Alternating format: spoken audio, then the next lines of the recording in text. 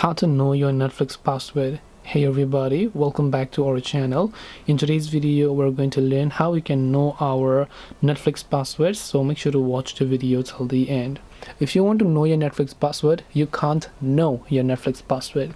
One thing that you can do is, if you don't remember your current password, you can try to reset it by going to the sign in page from netflix.com, then just tapping on the forgot password option, and then you'll be able to reset your password after entering your email or so on. And you can only know your password in one way if you are lucky you happen to save your password in your browser, right? Because most of the times we just sync our password. In that case, we can select that login button. It will give us all of the saved passwords over here, so we can just select one of those saved passwords here, then we can just tap on this I button to view the password, then we will be able to view it. And this way you should be able to go ahead and then basically know your Netflix password. This only works though if you happen to save your password. So hope this video helped you. If you have got any questions, feel free to leave them down below. Thank you for watching till the very end of this tutorial, and see you soon in the next video.